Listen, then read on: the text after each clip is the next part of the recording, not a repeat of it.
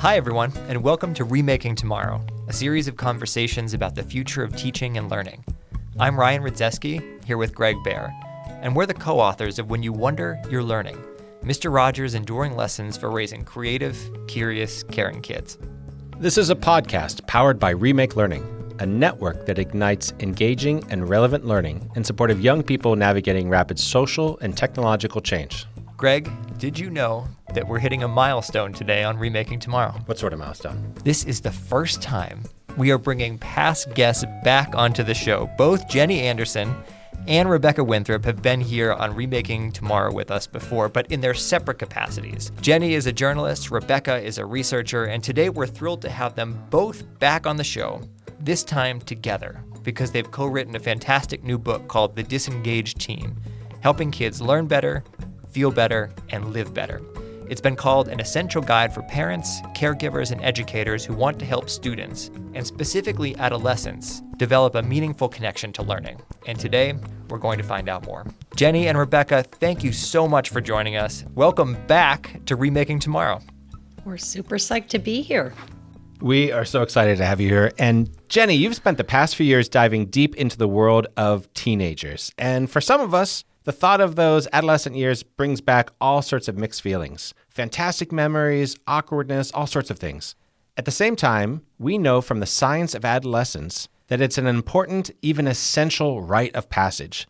So can you tell us a little bit about the key developmental changes, social, emotional, academic, or otherwise, that teenagers go through? Sure. And I am so thrilled to be on this podcast again. So thank you for having us. I want to start at 30,000 feet. We talk to so many different kinds of people, and I really love sort of developmental psychologists because they help put things in perspective in a way that others sometimes don't because they're sort of in a moment. And the task of adolescence, if we really start at 30,000 feet, is to separate from your caregiver, find a mate, and find a tribe, and find food. And when you think about it in that context, it's kind of crazy. Like, how do you do that? How do you separate and find a mate and find a tribe? You earn respect. Right? You earn respect. You go out there and you make contributions, and through those contributions, you find your tribe and your mate. And that, to me, was this real light bulb moment that, like, we have kids that aren't really being given a huge number of opportunities to have what we call explorer moments, to go out and figure out who they are, what they want to contribute, what they can do, and make authentic contributions in their communities in ways that gives them data to figure out, I'm good at this, I'm not so good at this, and to, collect that feedback from others. Yes, there are all these academic milestones and developmental milestones and puberty and all that. But to me, the really important one is they are trying to earn respect and make authentic contributions. And we have to help them do that. I want to come back to that idea of explorer moments in just a minute. But Rebecca, we hear from so many teachers and parents across the country that lots of kids seem to lose their natural love for learning, that natural love that defined their childhood years and their years as elementary school students. Can you tell us what the research says? Sure. We found that kids lose their love of learning as they get older. And in fact, it kind of falls off a cliff, particularly once kids hit middle school. This is actually one of the saddest data points in the research because, kids are naturally curious. You two wrote a book about it. And somehow we have third graders who 75% say they love school. And by the time they're in 10th grade, that has flipped. And only 25% of 10th graders say they love school. So in some way or another, we are sort of pounding out of them their love of learning. And what Jenny and I really found is that it's not that kids don't love being with their friends at school. They don't love what they do in school all day. And a lot of this has to do with the fact that, again, as kids enter middle school and high school, just as they're primed to be exploring and making more and more decisions and having more autonomy and trying to find meaningful activities to engage in, they're getting education systems most often, not always, but most often, that divide up their day in small little chunks around siloed specific academic subjects that don't seem to connect to each other. And that really often kills their excitement for learning in school, sadly.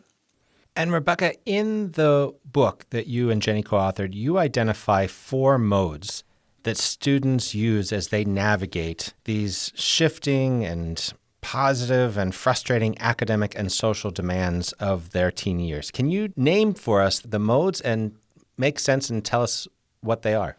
So we found that kids engage in their learning in either passenger mode, achiever mode, resistor mode, or explorer mode. And they're kind of what they sound like. So passenger mode, we found that half of kids in middle school and high school report experiences that really fuel passenger mode. This is coasting, doing the bare minimum. They show up in school, they may be doing their homework, but they are checked out of learning. They're not emotionally engaged or cognitively engaged, and they're not being very proactive. Then you have achiever mode. These are the kids who everybody thinks are at the top of the engagement mountain. They are trying to get a gold star on everything that's put in front of them. And in many ways, they're developing really good skills. Organization skills, goal orientation. It's good to learn how to follow instructions. But we also found that often kids slip into unhappy achiever mode where they are actually really fragile learners. They are risk averse because they're afraid of not being perfect and getting the perfect grade. And a lot of them end up having hard mental health problems. So that is actually not the top of the engagement mountain.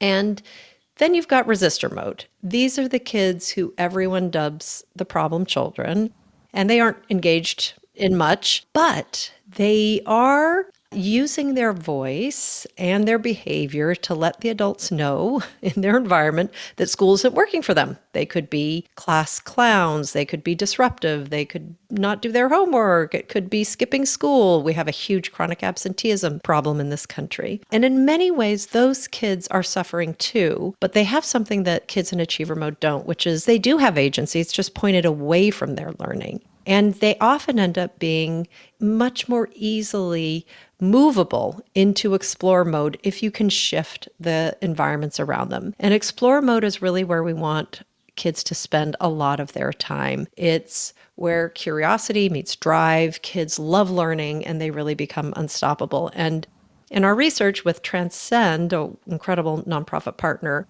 we found that really less than 4% of kids had experiences in middle school and high school that would support explorer mode. I love that idea of climbing engagement mountain. Jenny, we all want our kids to be explorers, to be learners who are driven by innate curiosity, who are willing to explore the world. I wonder if you can think of a teen. Now, maybe it's a teen you interviewed for this book, or maybe it's someone from your own life, someone who perhaps moved from being a resistor or a passenger or an achiever to become that explorer. How do teens move from mode to mode, and what is it that makes the difference for a young person? These modes are really dynamic. These aren't ways of labeling kids or pigeonholing kids. Kids can move around these modes in the course of an hour, in the course of a day. Oftentimes, they are responding to their environment, how they feel that day, how they feel about their capabilities in a class or in an activity. So this isn't really a way of labeling kids as much as it is a way to try to understand why they're showing up the way they are and help them move if they get stuck. Our job as the adults, the caring, loving adults around them, is to help them get unstuck and to get to explore mode, as you say. So the story that I would pick, this is like, who's your favorite child, right? This is a terrible question, but beautiful, very dynamic young woman named Damina in the book who was very, very profoundly in achiever mode and stuck in achiever mode. She'd been in achiever mode her entire life. There was nothing this young woman couldn't do. She talked about 2.5 times faster than most human beings do. She did about 2.5 times as many things in the course of a day. She was president of this, straight A's, perfect SAT score. She applied to 10 elite colleges and she got into every single one of them. And I think on paper, this is what we would all say, she's perfect. And she was so funny about talking about it. She said, I loved getting praise and I would do anything to get praise. I loved being considered smart and I loved it when people told me I was smart. She was very open about something I think many of us feel and might not talk about. The problem is she got to college and she had never had any setbacks. Academically, she hadn't had many socially, and she got to college and she found things much harder She didn't know how to ask for help. And this is something we talk about so much in the book, is that helping learners figure out how to get help from each other, from their peers, from their teachers, from community members, from a pastor, whoever. When you need help, learning how to ask for help and getting that help is so important. And she nearly dropped out of her very elite college because she felt like a total failure. She started not going to class. Her teachers reached out to her and she didn't even know how to respond. She didn't want to admit that she didn't know what to do because she thought that would be a setback. And she took some time off of college, and she really did do some of that sort of individual soul searching and really had these explorer moments. Her parents helped her have explorer moments, and members of her community helped her have explorer moments. And she worked in a nonprofit, and she did not know, there wasn't a right answer to everything. There wasn't one way to do anything. She had to figure things out on the go. She had to be a little bit in the dark. And, she slowly rebuilt this sense of what she cared about and who she was and her own individual resilience. And those explorer moments really helped her then go back to school and kind of start over with this totally different mindset around learning, which is I want to learn, not I have to succeed in learning. And she said one thing in particular that really stuck with me is she said, I wish we had failure therapy, which sounds silly and a little bit indulgent, right? Like we don't really have to want to fail. But I think what she meant is we as parents often know you learn so much more from failure than you do from success. And if you wait too long and you're stuck in achiever mode for too long, then it is really, really hard to develop the adaptability and resourcefulness skills you need to kind of move forward when you get stuck. Rebecca, this is so helpful to hear this example from Jenny and the way that you both describe the modes. And it's helping me understand that these aren't labels, but they're our kids' responses to the moments in which they find themselves, right? And I can hear you say, yes, of course, I want my kid to be that explorer. And you know what? There's sometimes I want them to focus on achievement right now, or I get it. Okay, I understand you're coasting along. You're the passenger right now. Or I really want you to be the resistor at this point. How are we as grown-ups, when we notice these things, how are we supposed to respond to what it is that we're noticing? I guess that's my question. It's a really good question. You bring up the second sort of mega point in the book. The first is our kids are not getting enough explore moments, and we need to give them a lot more. And just to underline for any skeptical parent or educator out there, we did find in the research that when kids are in explore mode, they are getting better grades overall, and their mental health is a lot better. And I would add, these are exactly the types of mindsets and skills that kids need to navigate a world of AI. And in many ways, achiever mode is not helping kids navigate the world that is to come with artificial intelligence. So we do want kids to spend a lot more time in explore mode, especially because they don't have a ton of time in school in explore mode. But you bring up a second point, Greg, which is all of the modes can be helpful at different points in time. And really what we worry about is kids getting stuck in either passenger, achiever, or resistor mode, and it becoming an identity where they can't break out.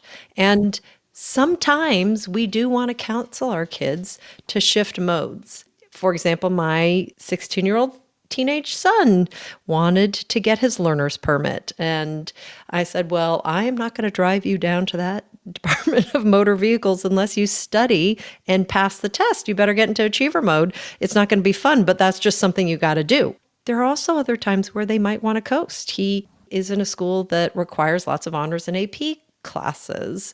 And I counsel him hey, maybe just if you're doing fine in this class, don't give it your all, do your bare minimum, don't try to fail out. But if you can coast along and get a perfectly fine grade, you might want to do that because it seems like you need to spend more time in other classes to really master the material. So, we all do that. I don't go 100% in every single thing I do in my day. So helping them be more intentional is absolutely something that we as parents and educators can do. This is Greg Baer here with Ryan Rudzeski, and we're talking with Jenny Anderson and Rebecca Winthrop, co-authors of The Disengaged Teen, Helping Kids Learn Better, Feel Better, and Live Better. Jenny, you're an author, you're an award-winning journalist. Rebecca is an internationally recognized education expert. Ryan and I know something about joining superpowers. So how did these two superpowers come together to write this book, and why this book right now? I asked Jenny to write this book with me on bended knee because I knew how important parents are in the effort to transform education. And Greg, you and I have worked together on this. We know that, when there's strong collaboration between parents and students and teachers, schools are 10 times better. And in COVID, I had a personal experience, an aha moment, where I really thought I knew which of my two sons were engaged, and I was wrong. The kid who I thought I wasn't going to have to worry about, who was all straight A's and always was bubbly showing up to school, it ended up when we first went into COVID and schools went pass fail, he lost all motivation and he told me, "Mom, if it's not counted, it doesn't matter." And I realized he was not engaged in learning and curiosity. He was engaged in trying to collect good grades. And my other son, who I thought I was going to have to worry a lot about because he had just been diagnosed with dyslexia, was a couple grade levels behind, really was struggling and withdrawn in school, blossomed without having to be compared to his peers. He blossomed, cut up 2 grade levels. And I thought, gosh, if I, with all my effort in education over the last couple decades, can't even tell which of my kids are engaged, how can any other parent? Jenny, parenting teens has probably always been seen to some degree by parents as tough, right? I think a lot of people feel that this task has only gotten more difficult, though, in this age of ubiquitous social media. Rebecca mentioned concerns about artificial intelligence. Of course, the rapid social and economic transformation that our teens are experiencing. With all that in mind, what do you and Rebecca encourage parents of teenagers to do in the face of these daunting feelings, these huge challenges, so that parents can feel like, hey, I can make a lasting difference in my kid's life? I would say number one, less nagging and more nudging. Research is pretty compelling that nagging doesn't work. Actually, research that sticks teenagers in brain scanners and looks at what happens inside their brains while they hear the critical voice of their mother. It's always their mother saying, "One thing that bothers me about you is," they hear that, and the problem-solving part of their brain kind of shuts down. So we nag out of desperation, out of love, because we don't really know what else to do, because we're impatient. We need to cook dinner and get things moving along, but it doesn't work. And so as best we can kind of regulate ourselves and get to a place where we're helping our kids make a plan and develop their agency to make their own plans moving forward. So instead of, "You've got to get your homework done," a lot more, "What's your plan to get your homework done?" Instead of, "How come you always wait until the last minute to study for your tests? What can we do to make sure that you don't end up staying up too late tonight? Because I know how tired you are, and I know you want to get a good night's sleep because you've got a big game tomorrow." Less judgment, a little bit more respect, a little bit more kind of, I am helping you build that critical decision-making ability that is part of what you're developing as a teenager, right? The second thing I would say is discussion. We say discussion is to adolescents what cuddles are to infants, necessary for brain development. Back to that point, they are developing themselves as thinkers. We really need to find ways to stay connected to them emotionally so we can have conversations about things that are important and be that bridge between what they're learning in school and what's happening in the real world. Rebecca and I heard in our research, and tons of research reiterates and replicates this, kids feel that so much of what they do all day long is meaningless. They feel like it's irrelevant, and that's not always true. It is sometimes true, but it's not always true, and we can help be that bridge. I think those are the two most important ones. And Rebecca, did you want to add anything to that? The one I would add is there's a ton of evidence out there that interest development just fuels learning like nothing else. And the more we can do as parents to help our kids find their spark, the more we will be successful in helping them get into explorer mode. So, Rebecca, when we think about that interest development, and knowing that in your work at the Brookings Institution, you think all the time about education systems, let's think about those administrators and educators in the classroom. What is it that our systems need to do to better support adolescents? There is a whole suite of things that school leaders and district leaders can do to help support our teenage students. And they go from teacher practices that are very rigorously evaluated in the classroom, where any educator, any teacher can do it regardless of who's leading the school or what the curriculum is or what the disciplinary procedures are. And it's around giving choices in how kids learn. It's around giving some choices in what they're learning. It's around asking kids a very simple thing at the beginning of a lesson. Say you're in a science class, 7th grade, you're doing the solar system. Asking kids, hey, is there anything you're curious about around the solar system before we start? And kids asking a question and starting your lesson there. So there's a suite of very small things that can make a big difference for kids to get into explore mode. One of the things that drives me batty is that the minute young people start failing academically or their grades start to slip, they get taken off of interesting extracurriculars and enrichment programs, which is actually exactly what they need to stay engaged in school. They often need more autonomy, more things that are meaningful and interesting. And it makes no sense that kids who have C's and D's, about 30% of them, are, involved in the arts extracurriculars, and 60% of kids who get straight A's are. So that is something we could absolutely change. And then, of course, all the way on the other end of the spectrum is full whole-scale school redesign. And there are many incredible models of that around the country. The problem is they're on the margins still. They're not the norm. Rebecca and Jenny, we're going to move into our Remaking Tomorrow lightning round. So I'm just going to ask each of you a couple of rapid-fire questions. You let me know the first thing that comes to mind. Sound good? Okay. It sounds nerve-wracking is what it sounds. Jenny, first one's for you. You write a Substack newsletter called How to Be Brave. What is a kind of bravery or a story of bravery that you've been thinking about lately? Letting my daughter choose a very different path for the next 2 years of her schooling than I would have chosen for myself has required a lot of bravery as a mom. I would prefer to keep her home. That's top of mind for me.